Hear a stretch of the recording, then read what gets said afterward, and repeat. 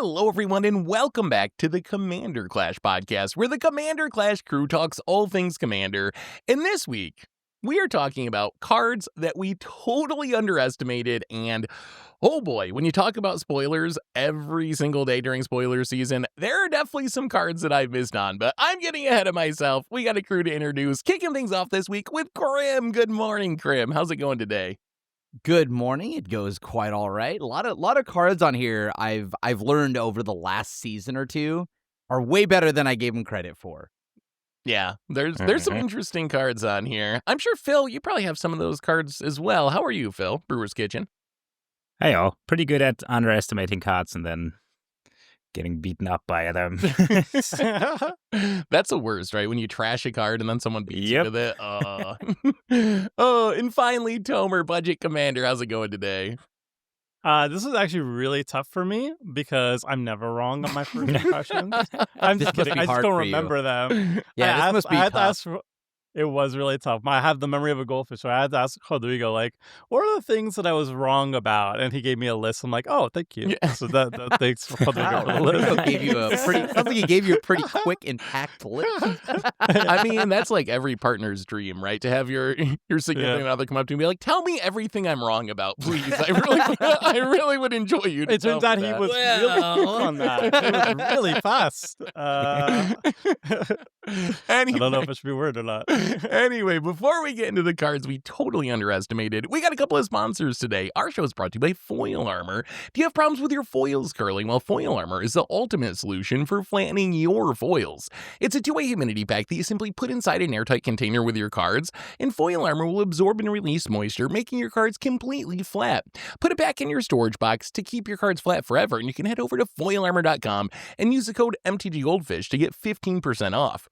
Today's show is also brought to you by Card Conduit, the easiest way to sell your Magic cards. If you ever get tired of the hassles of buy listing, you can skip them with Card Conduit. You can use their curated service where you send in as many cards as you want with a buy list value of $1 or more and pay just a 5% service fee. And if you want to do a bit of work, you can use the sorted service where you list and sort your cards in advance and pay just a 2% fee. Either way, you're going to get a detailed report with the results and a fast payment once your order is processed. And you can even get another 10% off by heading over to cardconduit.com/mtggoldfish. Card Conduit, it's the easiest way to sell your Magic cards. So thank you to Card Conduit and to Foil Armor for supporting the show. And now it's time for the comment of the week. So last week, we talked about the best or our favorite hidden commanders.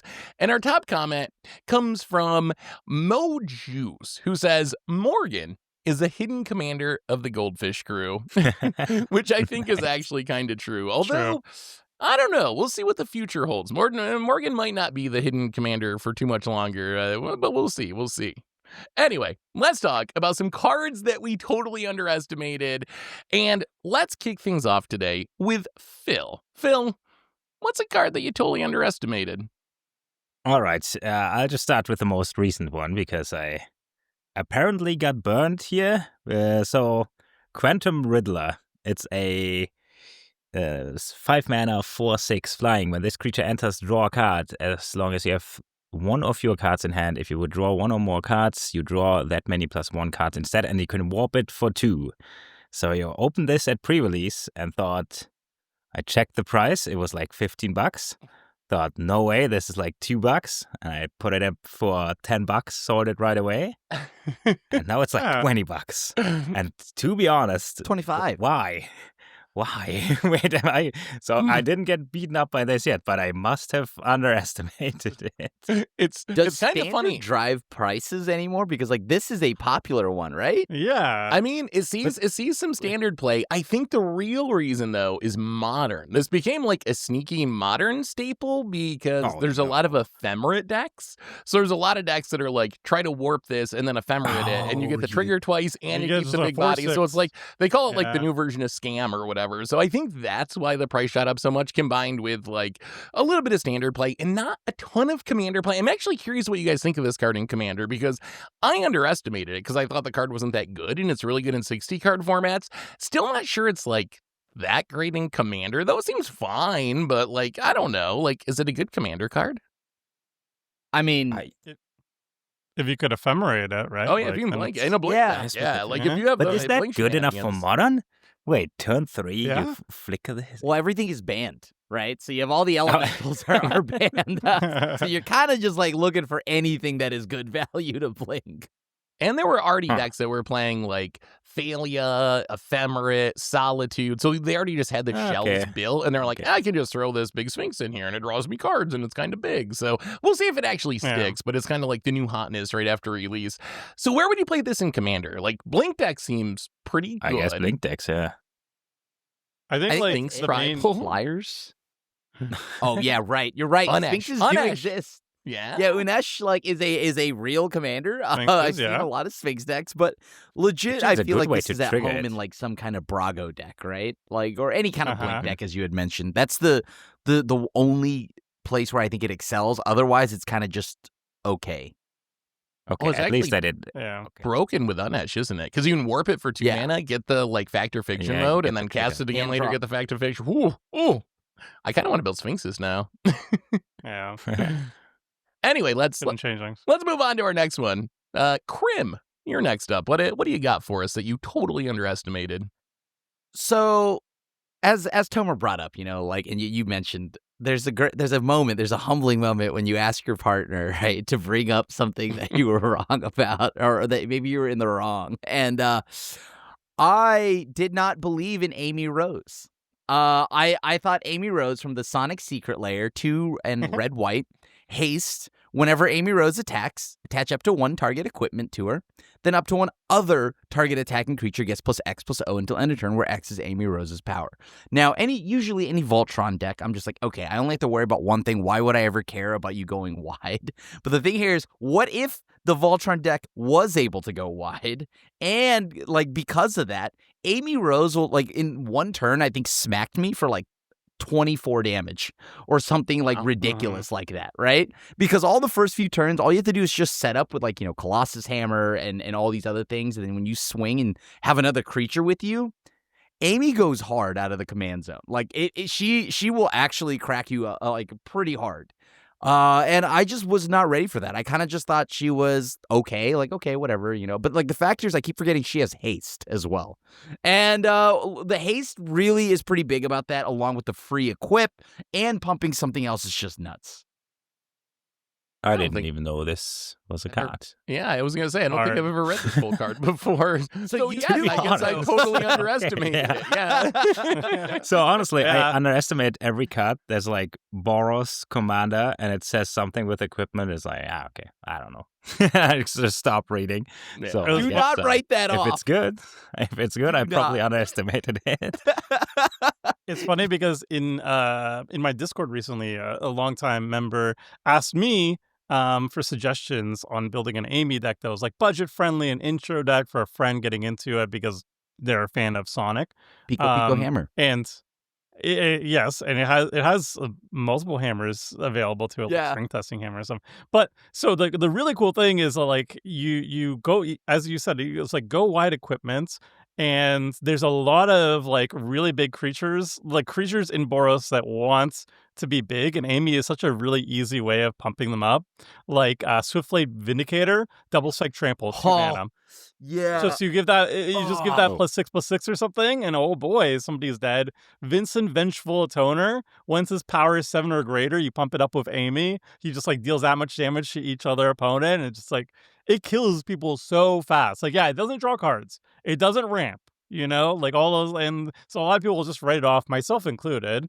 But like then you see Amy in action. She has haste. She immediately equips. She immediately swings, and Yeah. like you have no board, and then suddenly somebody's dead. Heaven forbid they have like a Caddis or something like that. You know what I mean? Like, and then you Mm. really amplify the damage across the table. That is just hilarious. Extra combats. Yeah. Mhm. Or recently, Pain for All has been another like a Oh. banger. So Tomer, I think of you as the equipment player at the table because you love Caldera. So I've seen you play a lot of equipment decks. Is this good enough just to jam in like a generic Boros equipment deck in the 99? Like, it seems like it deals a lot of damage, but I haven't actually played with it yet. Like, how good do you think it actually is? Probably good enough. This But seems- I think she's like even more fun if you build around her because then you could fill up with cards that scale up with power. So I mentioned like Vincent. I mentioned like anything that has like double strike. Obviously, gets so much value. Knuckles, the Echidna, happens to have double strike, trample, haste. So you pair that up with Amy. It seems seems like it could work with some of the Final Fantasy stuff. It reminds me like Cloud, the Commander Precon one that like wants to equip equipments to it. Lightning likes to like get through a bunch of damage because it's got first strike and trample and lifelink. So I feel like there are a bunch of homes for this card. Yeah, I just haven't seen it because it's a secret lair card, but I'm gonna have to try this card now because it actually seems pretty good. After I got smacked that one turn for like 20 or so, I was like, maybe I'm gonna put this in my Captain America deck. This card's kind of good. Yeah, because again. It's just go wide equipments, which you don't normally like see. People underestimate damage. Where do you go wide with this? If you have, other bodies, creature. right? Well, you want another. Okay, so go wide is more. It's not just Voltron. So wider than Voltron. Go wider than one. As an Eden enjoyer, it does matter. All right, Tomer, why don't you hit us up with a card you totally underestimated? All right, this is a hot take. I don't know if it's a hot take or if it's a lukewarm take. I don't know what it is anymore. We've lived in a weird meta. Swords of Plowshares is a card that I was initially very high on for a very long time. It's if people don't know, it's a white spell, instant 1 mana, exile a creature. Yeah, you know it. So then the Richard meta happened, right? And Richard, he got me off swords. Yeah, I got Richard pilled, and I removed swords from all of my decks. Oh my god! And then I added it back to my Cloud deck. I went mono white Cauldra, and I needed to put some more removal spells. And I put in swords, and then I started playing with swords. I'm like, man, this card is actually pretty good. Why did I take it out of all my decks? And now I put it back in all my decks. We're so back. I mean, it's true though. This is the one removal spell I never want to see, right? Because it's always like it's just 1 mana. It's so reliable. Cheap. It's so efficient, and it exiles. It doesn't give you a land. I love this card. It's funny, like there's a lot of times I'll have Generous Gift and I can't cast it and I die. And then I look at the Swords of Plowshares in my hand and I'm like, heck yes, I have 1 mana up. This is great. I don't die. I don't know what to say. We're so bad. I think it's pretty good, you guys. I don't know. I underestimated this one for a couple of years I know we're laughing at Tomer, but I went through the same exact process of like I always used to play swords, then I stopped playing it because Richard he actually convinced me that it wasn't worth it, and then Krim convinced me it was good again by smacking me with some big creatures. I was like, dang, if I had a removal spell, this would be so much better. So then I started playing swords, then I started playing it again. But yeah, I went through the same exact process. I mean, I never changed my mind in the first place. It's still good. Phil, a day one believer.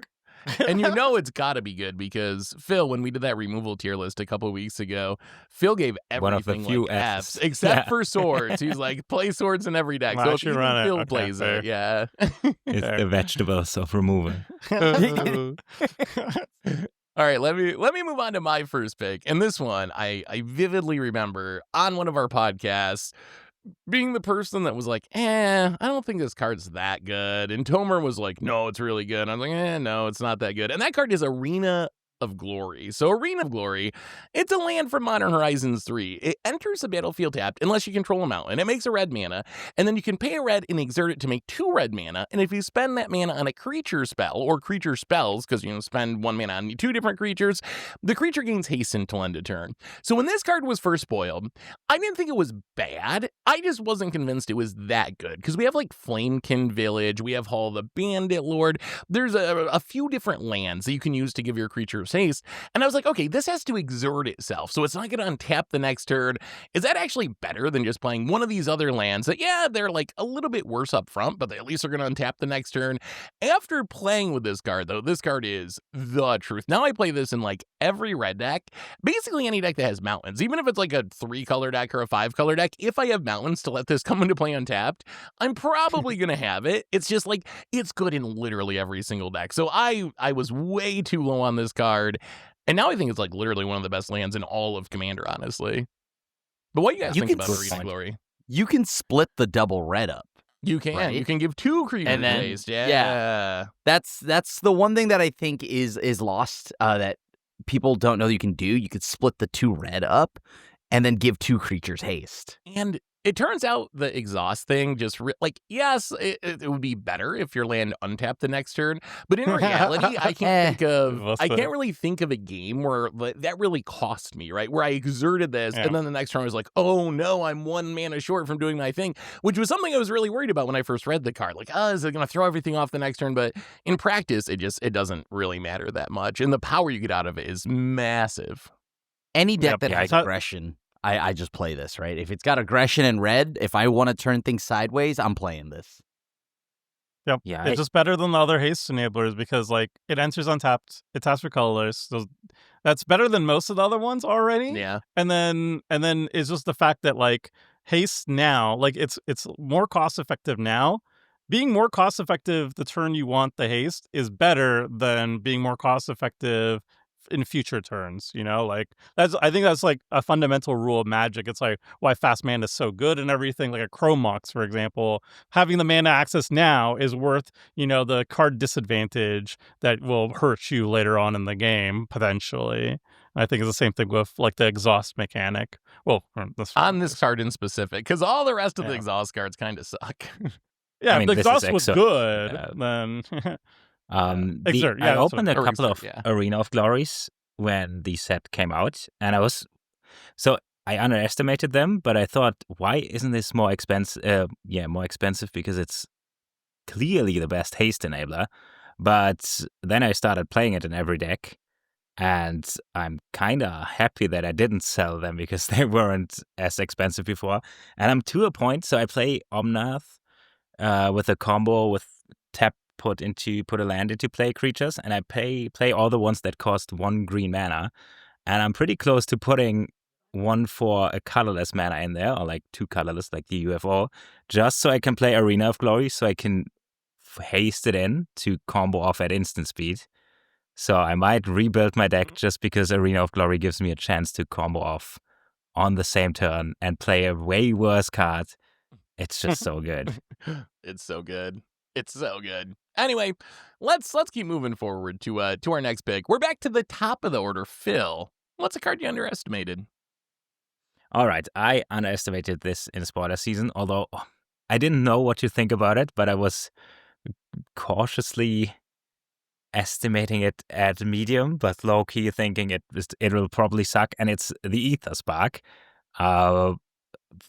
To be fair, it's pretty hard to estimate a equipment planeswalker if we've never seen one. Yeah. I don't even know if we should read the full thing. It's an equipment and a planeswalker, and you plus it to put it onto something, and then when the equipped creature, this is the thing that I underestimated, when the equipped creature deals damage or combat damage, you put that many loyalty counters on there. I underestimated how quickly you get this up to 10, and I kind of forgot that you can't attack it if it's equipped. So it's kind of like a super enclosed engine equipment that you can tutor out, and it's like an artifact for 4 mana. It's so many things and just incremental value. It doesn't win the game or anything, but it's just, it plays super well. And I kind of thought it would just be insanely clunky. I think when they spoiled this, I think I was pretty high on this just because at first it seemed weird, like you had mentioned, but I really like how durable this card is in Commander, right? Because then it kind of causes the table to have to spend 2, either a removal spell and swing, right? So it's like a removal spell and a combat. If they board wipe, that doesn't work because it still leaves behind the planeswalker. So it kind of puts the table in a funny situation. It's also believe it or not, it's a planeswalker that isn't very loud. It's not very obvious in your face. It's good. It's good. No one's gonna say it's bad, but it's not enough to where it's I need to blow up everything and this person needs to go.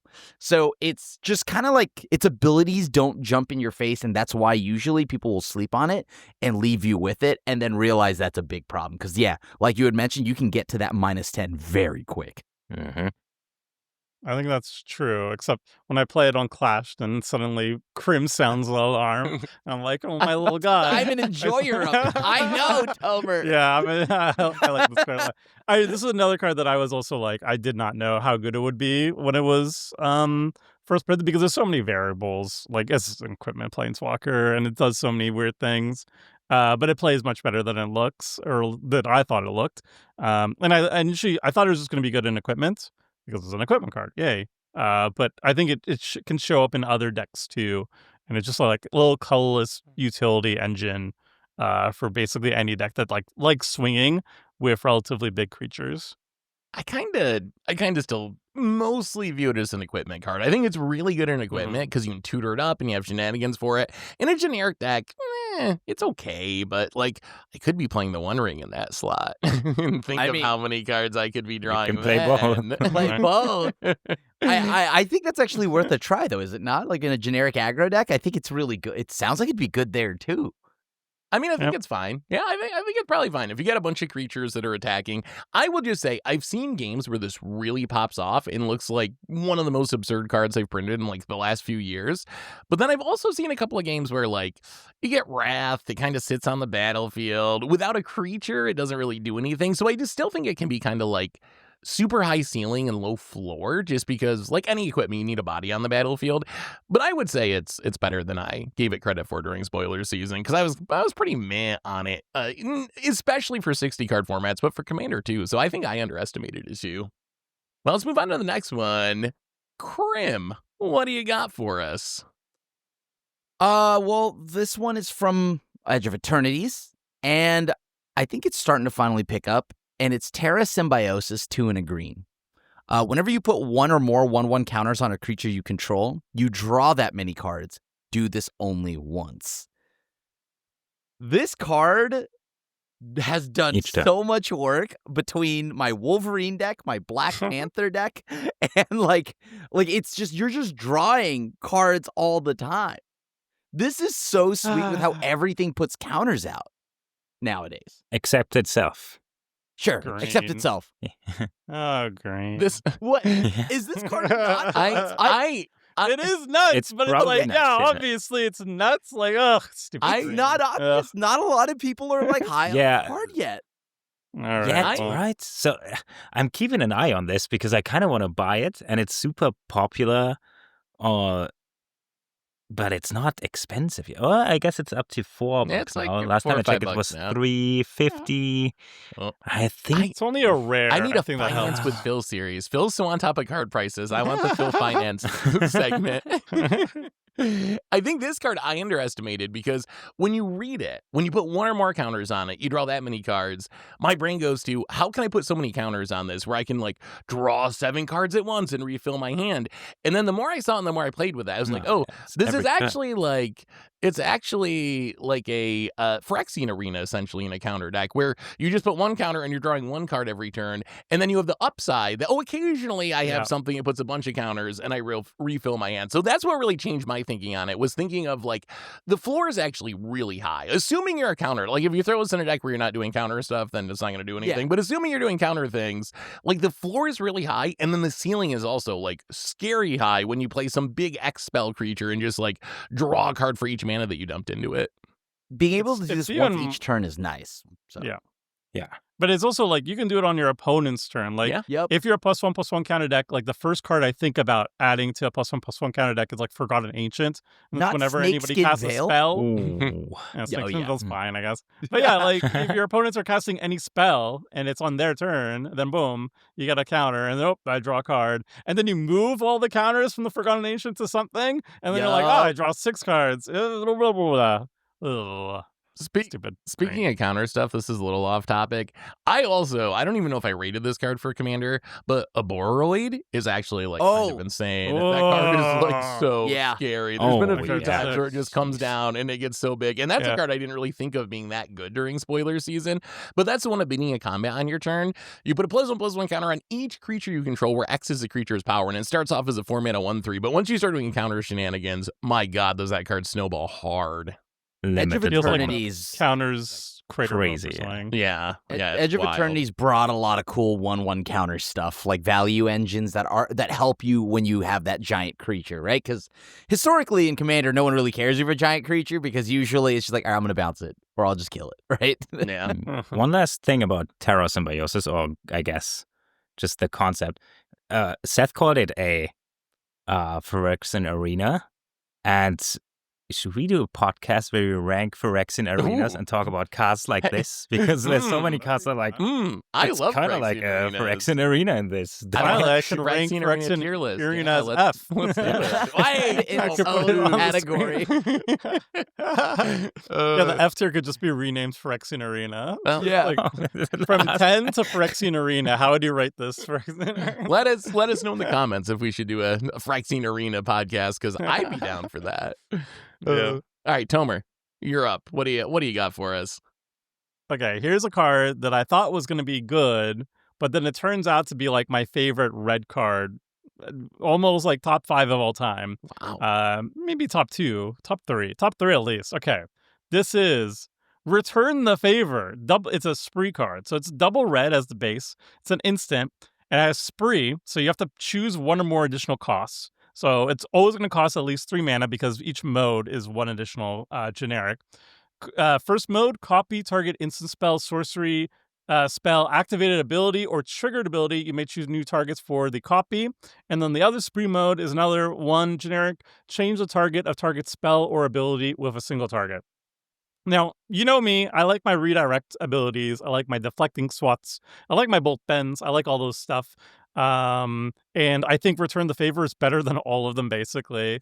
Return the Favor just has so much flexibility. So the first mode, copying instant sorcery, activated ability, triggered ability. This is great for like sniping your opponent's good utility spells. So somebody fires off like a cultivate or something, you get to copy the cultivate, whatever. You're like in red, you don't have access to a cultivate, it's fine. But if they do something more spicy, like a CK Restoration or something, then you're really gaming.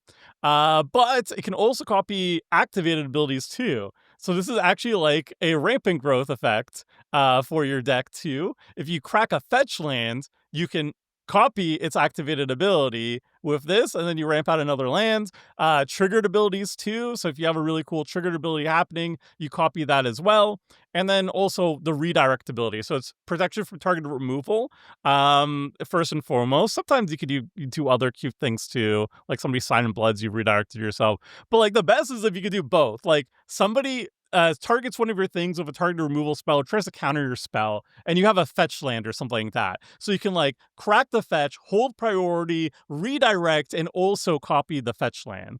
And I tried doing that against Krim one game, but he countered it again. But he like tried to counter something. I tried to copy Urza Saga Robot and redirect the counter spell to like counter the counter, and then he had another counter spell. But it would have been really cool if it pulled off. And I pulled it off in other games where you could do like similar shenanigans. I love this card. It's so flexible. It's like never a dead card.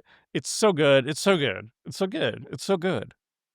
I rest my case. I gotta admit, it's way better than I thought. Especially since I thought these spree cards, there were some crazy ones like Final Showdown where I thought, oh, this is in every white deck now. And Oh yeah, apparently not. Still don't know why. that's good. And then the Return to Favor, just we've seen it so much from Toma, and it's always great. So I'm not gonna Is argue with this this. Red Cryptic Command? Oh my god! It is Red Cryptic Command. It's better.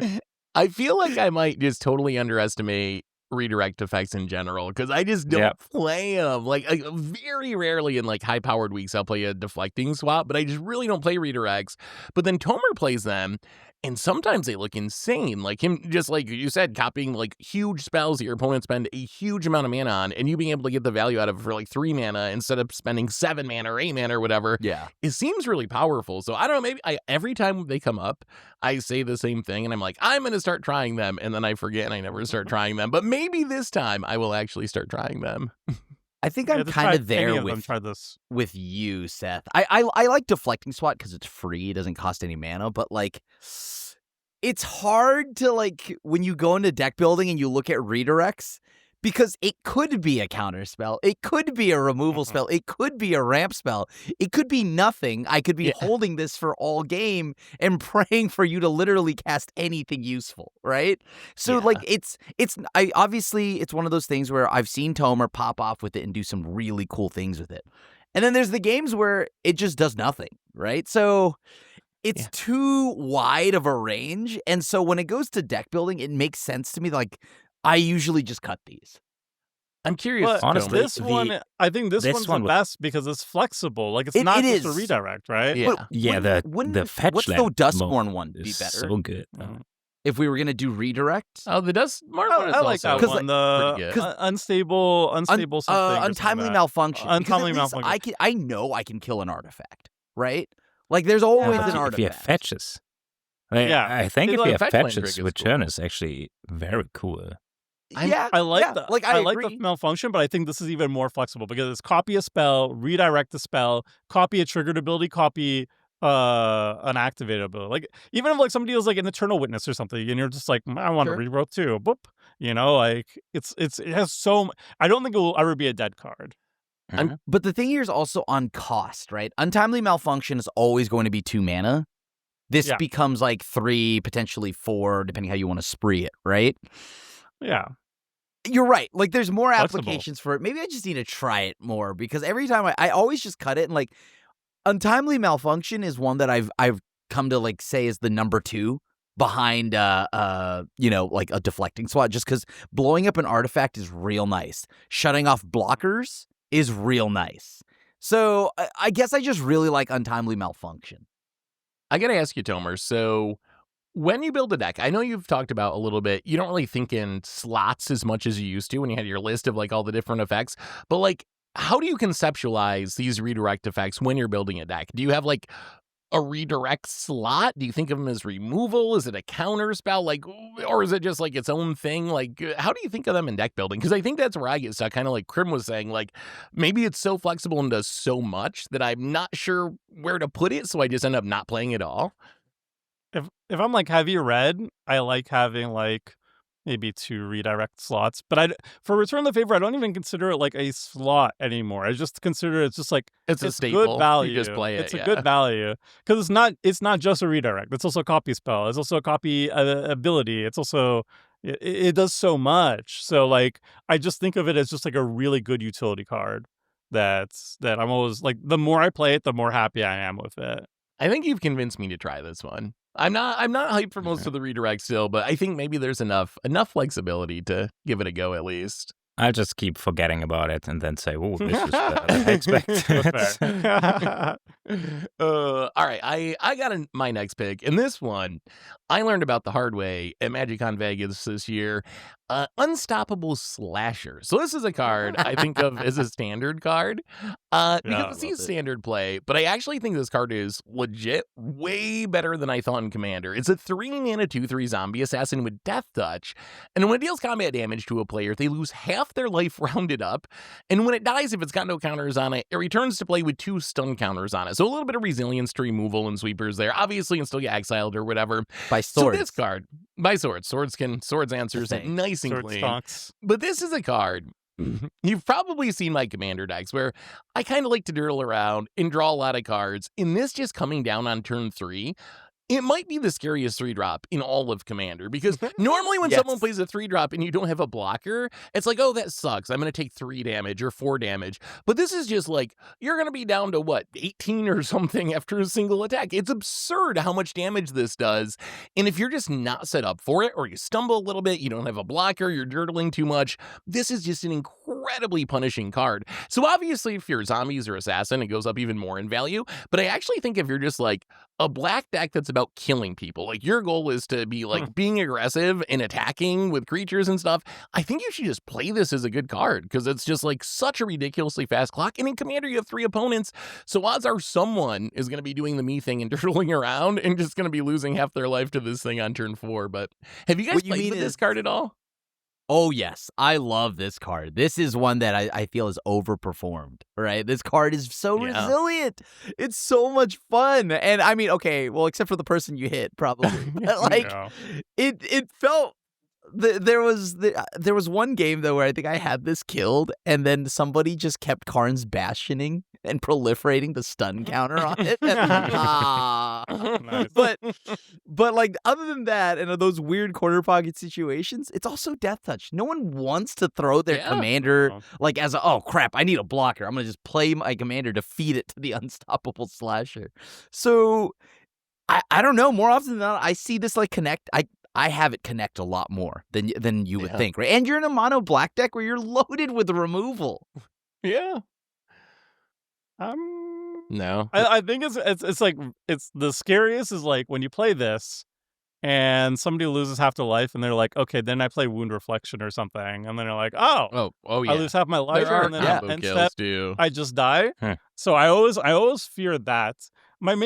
I think this card's very strong. It's very strong. It's very good at killing people. My main fear about this is that it probably is like a huge aggro magnet. Like you say, like the biggest thing I'm scared of is like a turn 3 this. I would be worried about playing this on turn 3 just because then I'd be like the immediate arch enemy. What's the assassin that's a 1/1 that kind of does this? Ebon Blade. Or Reaper, maybe.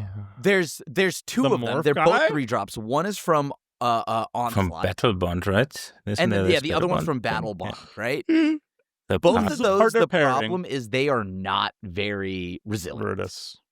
Yeah, they're not this one's resilient. This is good. This version of it is nice. I'm pretty sure the morph one also makes you lose half your life when you attack. So it's kind of like symmetrical, which makes it a little bit less good, yeah. I don't know. I think Tomer's point is a good one. It is very scary, and in some ways the combos make it even scarier, right? Where you're not just thinking, oh, I might take 20. You're thinking, I might literally just die. If they have one of these, like, Wound Reflection effects or Bloodletter Vaclazats, or there's a bunch of different ways that you can do that you just win with a single attack. So maybe it's, like, too scary. But I don't know. The combination of, like, Death Touch coming back when it dies and just being a very fast clock has really sold me on this card. And I'm like I don't care about creatures that just, like, deal a bunch of damage in Commander. They don't impress me. But this just deals so much damage for so little mana that it's even sold me on it. Yeah, I am team Wound Reflection, by the way. Like when I'm running this, it's because I have those cards in the deck. Just so this is a tell. All right. I am the problem. Speaking of being the problem, Phil, you like being the problem. What do you think of this one? I have to respect it. I kind of read it as a exclusively constructed card, or like 60 card format, or like. That's the thing, because I thought about it as a 2-player card. I guess I estimated it. I think I estimated it correctly in 2 players because I thought you can just block. But in Commander, there's always somebody who can't block, and then you just crack him for 20 just because you can. It's like, sorry, I gotta attack, right? So much value. I gotta put my Dowsing Dagger. Is it a coincidence that Seth underestimated this, and now it's like the guy who dirtles the whole game is like, somebody hit me with this. I think this card might be good. Yeah, on second thought, yeah. Anyway, let's move on to the next one. Phil, what do you got for us? All right, I got a card that I kind of misread or misunderstood when I read it, and it's still hold back because of its mana cost or its colors. It is Mardu Siegebreaker, 4/4 Death Touch Haste for mana. And this is the part that I kind of did read correctly, I guess. When this creature enters, exile up to one target creature you control, I guess other target creature, until this creature leaves the battlefield. So it's like a tribute was this old mechanic, I think. When it enters, you exile something that you control until this leaves. And there's no split trigger, so if this leaves, you get it back. And then when it attacks, for each opponent, create a tapped token copy of the exiled thing. So I kind of didn't think about how this plays in Commander. It's kind of like super myriad. And the thing that I really, really underestimated is that you can just take your own commander, which this is Mardu, so there's not too many ETB commanders there. I think somebody did this with a Tiamat or Nifmizzet Reborn, and then always created the ETB triggers when they attack with this, and this has Ugh. haste and death touch 4/4. So I Yeah. kind of didn't think, and then I removed this, and then they got another ETB. So I kind of thought of Because it this as, comes back. why would I O-ring myself? But oh my god, this is so good if you can find a way to put it in your deck. It's still Mardu, which That's kind of the It's so challenge good. is the colors, but I just now realized that it makes a copy for each opponent. I've Yeah, never played it's against this card in crazy. Commander or within Commander. I've just seen it in Standard where it's like only one opponent anyway. So I just assumed it made a copy of it. That's actually wild. That's way better than I haven't even played with it, and I'm underestimating it because it's way better than I thought just from reading it properly. What decks do you play it in though? Hmm. Haha. Well, you could always play it in humans because it. Believe it or not, I It is the always human. forget there's a human in here. I oh, look at that's the a human chicken. on Oh, there. yeah, you have the Right, you have it's your the Mardu chicken. Humans back. Yeah, I play this in there, and it's so nice to get Thalia's lieutenant underneath it, right? Ooh. So Oh, yeah. Oh, and then you get 3. yeah. Ay, ay, ay. Oh, This that's card probably is insane with Ishin. sweet. Yeah. It's like if your deck wants Blade of Cells, this is just 10 times better. Because it's like Blade of Cells gives Myriad, but this is like Myriad that even the person you're attacking, you get a token, you get a ETB on. Myriad is like each other person that you're not attacking, and it's safer too because like the Siegebreaker only exiles a thing. Like it won't ever permanently exile the thing. Either it's exiled because the Siegebreaker is on the battlefield, or it comes back because the Siegebreaker left the battlefield. That's it. Like, so you're never going to be like, oh, I'm going to lose a thing permanently or anything. So it's like protection for the thing you want a Blade of Cells or whatever to give Myriad too. So it's like super safe. It has Death Touch. It has haste. It's a good attacker. It comes out. It does the thing immediately. It's super mana efficient at what it's doing. Just like even getting like a Psalm Simulacrum or something under it. It's just like Yeah. And then amazing with the Sodom, value. you even get death triggers, right? Because it's sacrifice those It is tokens, not that, having exile. yeah. Card's so good. I'm gonna have to build around it. I almost feel like this should have been a legend. wish it Would was this a be too commander. busted if it was a People I legend? hate to say it. People said like that's like when people ask like what's a creature you wish was a commander. The Thunder Chicken is now like a top one. I could Yeah, Let's we see. gotta do another episode of this. Yeah. Yeah, good pick. Krim, you're up. What do you got that you underestimated? Okay. I think I played it on Clash as a commander, and I just found out through Seth that it's CDH viable, apparently, and it's Kefka Court Mage. So I think when we played this and when we did that Final Fantasy episode, I just built it. I was like, okay, well, I mean, I like drawing cards. I guess it's kind of cool.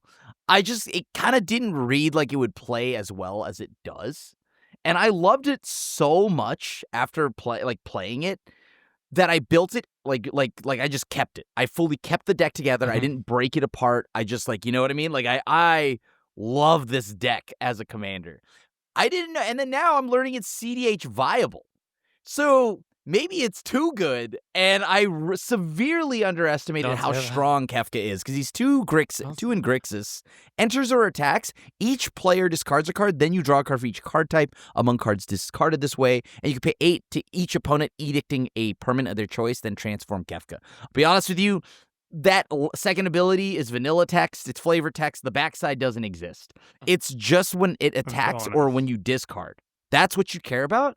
And when I was able to discard, I don't know, an enchantment creature, I drew 2, right? You get the whole, it's also just fun to play in the arch enemy way where you truly get the whole pod involved because the pod will be like, hey, what are you discarding? I don't know, just don't feed Krim, you know what I mean? And so, but they don't want to tip their hands to each other. So then they just do that. You start a little bit of madness and chaos at the table as well, right? So this card is just really, really fun as a commander, and it played way better than I thought it would. I also It feels like go ahead. yeah. No, it feels like this is appropriately an arch villain. You know, it's like like how Sauron. When Sauron was released, I'm like, this is an arch villain commander because Sauron was also ridiculous, and this feels kind of the same way too. It's just it's the Titan effect. ETB, aimed attack, you're just getting ridiculous value. You're usually making everybody discard 1 each, and then you draw 3 cards. I see that as the average usually. So it's like a siphon mind effect. On enter, and attack. So if it has haste, if it has blink, and then the 8 mana on top of that, like it doesn't even have to be there, but the fact that it is there is also just amazing, right? Like I don't think it's very rare for that actually to happen, but it doesn't matter if that flip ability wasn't even there, the card would still just be like a 10 out of 10 in my opinion. It's funny because the backside is actually really strong. When this was first previewed, like, the backside, you flip it, you draw a huge amount of cards, and then I started playing with it, and I was like, you draw just as many cards with the front side, and you don't spend any mana. Like, you just draw the cards anyway. It's very consistently, when I've played it, like, enters or attacks, probably discard 1, draw 3, I would say, has been, like, the average. Like, there's some times when the table tries to team up and, like, manages to get you to draw 2, but, like, especially if you build around it a little bit, it's very consistent for this to just every turn be refilling your hand. So, yeah, I thought it was good, but it's way better than I thought it was. Yeah. Rodrigo built it too, and this is probably one of the scariest commanders to see them go like turn 1 Soul Ring into Arcane Signet. You're like, oh no, Oh boy. oh no, this is gonna be a rough one. Plus, you're emptying everyone else's hand, which makes it harder for them to interact with your game plan. So not just are you generating card advantage, it's like if you could Siphon Mind again and again and again, just like every single turn, which is it's so good. And there's nothing scarier when you just see, like, when I play this and I just, like, discard an Anger or a Wonder, right? Yeah. Especially the Anger, because then you just start only getting going. more powerful. Yeah. And then you kill it, and then it's like, okay, I got my ETB again. Who cares? Yeah. All right. Back to you, Tomer. What do you got for us? All right. So this card comes from New Capenna Commander set. And I feel like New Capenna Commander, I could just say the entire podcast, cards I totally underestimated, all of New Capenna Commander, just all the cards there, because it's just like a black hole in my memory. Like, I know the cards there exist, but like I cannot tell you what they are, and then you will show me a card from it, and I'll be like, this card is very good, and I forget about it the moment the card leaves my field of vision. And the same way with this card, that it's in one of my decks, so that every single time I see it, I'm just like, oh my god, this card is so gas. Where is it from? New Capenna. Okay, so this is Seize the Spotlight. It's a 3-mana red sorcery. Each opponent chooses Fame or Fortune. For each player who chose Fame, gain control of a creature that player controls until end of turn. Untap those creatures and they gain haste until end of turn. For each player who chose Fortune, you draw a card and you create a treasure token. If you have a sack outlet on the battlefield, it can be anyone. It could be just like a Lazotep Quarry. It could be a creature that can sacrifice anything. I swear to you, pay 3 mana, and your opponents will all just say, you draw a card, make a treasure. So for 3 mana, draw 3 cards, make 3 treasures in mono red is very, very strong. It's in my card draw list for that reason. But I was thinking about like just like throwing it into like basically other red decks, because like I've been noticing people just not give me the creatures anyway because they're afraid. They're like, what are they going to do with Well, because you could drop a sack outlet or something. Potentially. Yeah. So, like, it's just almost, it's like 9 times out of 10, even without a sack outlet, it's just like, pay 3 mana, drop 3, make 3 treasures. I'm like, okay, cool. And then, like, if you might as well throw in, like, a Lazotep Quarry in your deck, right? Like, at that point, it's essentially free. And then sometimes you'll have the Quarry out, and this case, 10 times better. Is this card busted? I've never played with really this card, but like, 3 mana draw 3 is where I want to be. I play Painful Truce, and if this is really 3 mana draw 3 and you get 3 treasures for 3 mana, that's insane. This is a card that has been also good climbing, too. Right? Like climbing in cards. popularity. I think this is a very good card, and much like Tomer, I'm happy you brought it up. Oh, it's 680 now? What the heck? Yeah, people must be waking up to Seize the Spotlight. Oh my God. I played with I got it when it was like and it is solid. I am a believer. Yeah. This card is so good, dude. Tomer is so right. The amount of times when you just get to draw 3 and make 3 treasures, dude, this is like Jessica's Will without actually having to like use a game changer slot. And I don't know. If you draw 2 and make 2 treasures, I would still be happy with this. Like that would still be good enough. Like even if you get 1 creature, 2 treasures, 2 cards. Yeah, then it still threatens. Yeah, like worst case, you have. Do you choose the creature for each opponent? Choose for each. Yes. Choose gain control of a creature. Yeah, so It far gets around Shroud and Hexproof, by the way, too, because you don't target, right? Oh, right. Yeah. Just in choose control a of the creature. creature. So So somebody's like on a choose. Voltron plan, like you don't even have to have a sack outlet. They'll be like, I don't want you taking my creature and killing me with it. So whenever I see this card, I just always give them the card because I'm scared they gotta if they play this card, they gotta have something, right? So you're probably right. You can probably play this in a vacuum and you're not taking my commander, sorry. You just get the treasure and the card. I'm gonna start playing it. I'm gonna start jamming in all my red decks. If you remember. If I Yeah, remember, I'm which just gonna that's forget. I today. swear it's a black hole. Speak of the Decapana, I goldfish swear. plane, yeah. You mean if you just a quick interjection there? Y'all remember when we wanted Bootlegger Stash banned? The outcry. I mean, you some reminded me people. right now of that. Tomer. Mirkwood bats. At least OP. Mirkwood Bats actually does something. That is true. Yeah, At least that's it's I remember play. Lithform Engine. People were saying this is broken I thought that when was we an previewed it, I and I'm like like, it.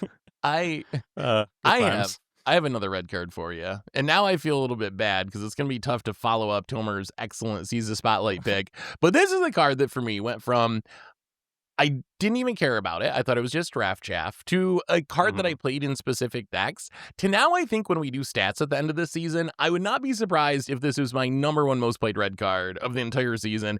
And that card is Big Score. So Big Score is just a 4-mana common, so it's super cheap. It's an instant. It's an additional cost to cast it. You discard a card, then you draw 2 cards, and you make 2 treasure tokens. And I think Big Score is actually just a red staple that you should play in literally any red deck.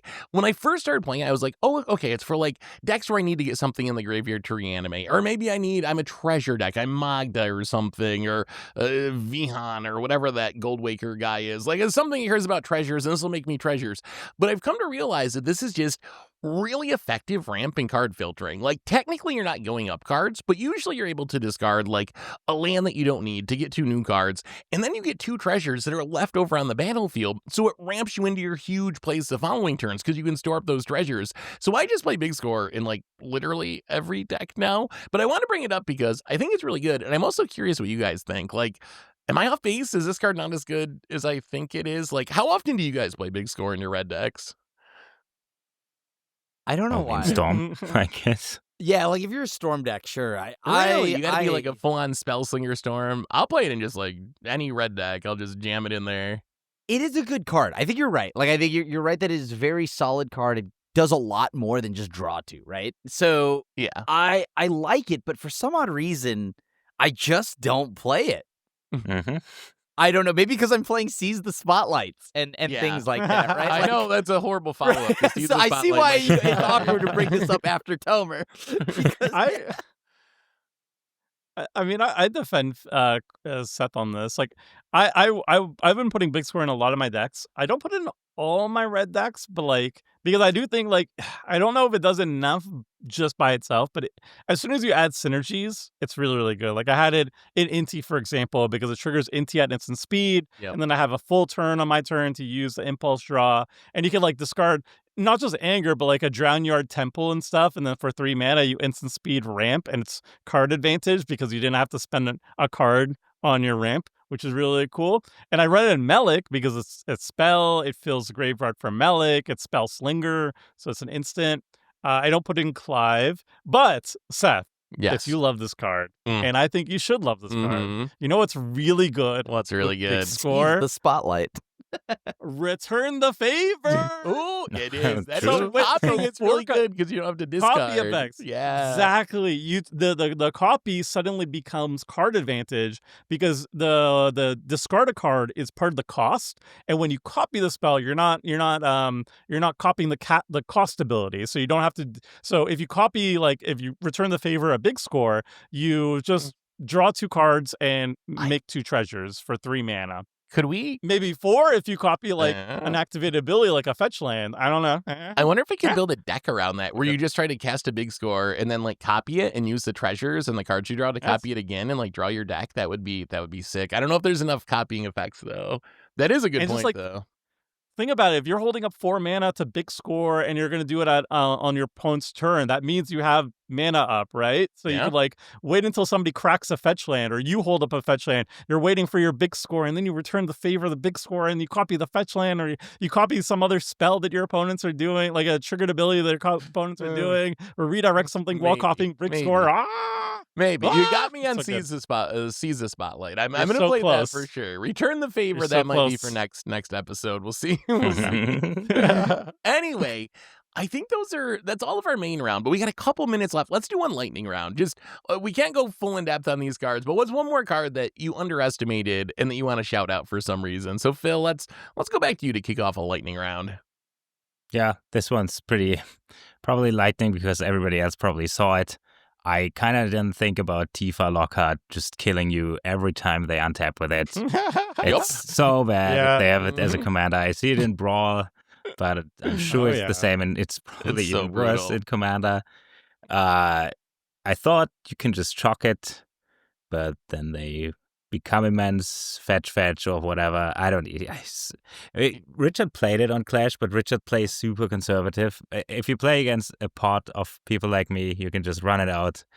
One Just go for turn it. after another, just one hit them. Make 'em have It's it. just Make 'em have it. insane. It is Yeah. so good. You just gotta hope you're not the one that the Tifa player wants to kill. That's your Why does it bad have hope. It's trample already? just run Please faster make than him the rest of the give it opponents. Yeah. trample. Yeah.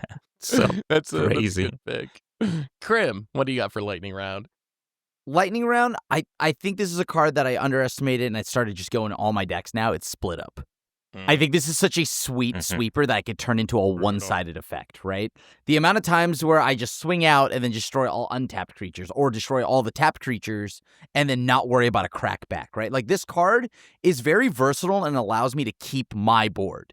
And as, you know, if you're an aggressive deck, you kind of want that and you still want to clear the problematic threats. So this is just a sweeper that is really, really efficient.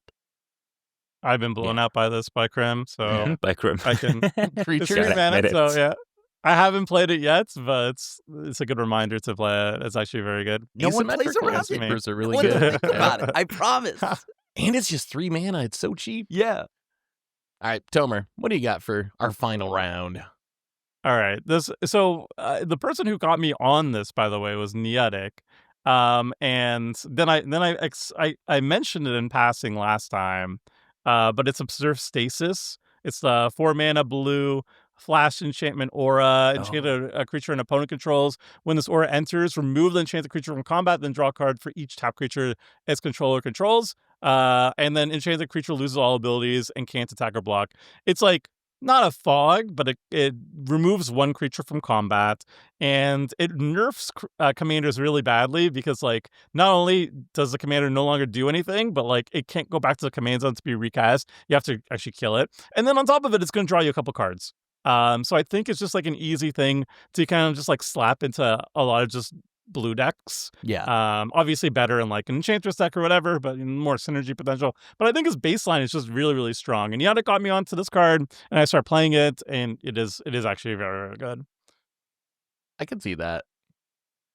I believe in it. It's super solid, and the drawing is so nice. I'm scared I of draw it. like 2 cards, 3 cards, maybe more. I imagine there's times when you draw a whole bunch of cards, actually, potentially, and you shut down a commander. Yeah, that's another one I'm going to have to try. Well, all right, for my lightning round pick, this one also, I guess it's the Tomer cast today, because Tomer, it's you that taught me the power of the smoke bomb.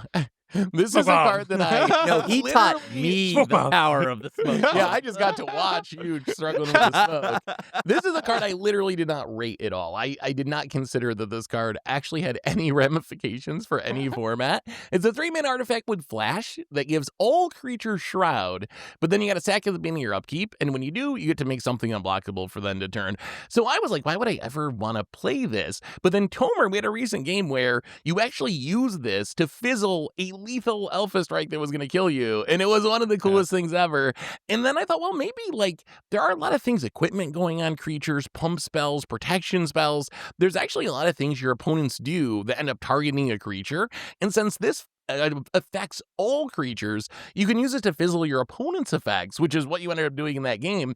So now I'm thinking maybe Smoke Bomb is actually kind of good, and I might have to try it in some decks. Plus, it just leads to a really funny moment, and you get to say Smoke Bomb and like laugh and run away. Smoke Bomb. This It's so tech hard against to people Lockhart. keep around Oh though. my Like, God. is there a way It's a to one keep it? shot basically. Yeah. Yeah. This one shot. I mean, I It guess you leads could to funny reanimate moments. it or like Well, I suntan run it it or in- something. Sun- Yeah, I type, have I it in Tetsin because it's an artifact and its utility and artifact. So I've had it there for like a year. I sing its praises and when we talked about Assassin's Creed, but I've never had an opportunity to actually show it. I think it's not like insane or anything. It's narrow, but it's hilarious when it pulls off. It's very funny. I think Dress Down's the other one that's kind of like that I remember Yeah. Richard using before, but you got to be in blue, but So it just good. like you flash it in, all creatures lose their abilities for a turn, and then you got to sack it the next end step. But yeah, I'm gonna start trying out some more effects like that. But Smoke Bomb. Anyway. Yeah. That has been the Cards We Totally Underestimated podcast. Let us know in the comments if there's a card that you underestimated, or let us know how dumb we are for underestimating all these really good cards. Whatever you want to do, and we'll be back next week for another one. So until then, everyone, have an amazing week, and this is a crew signing out.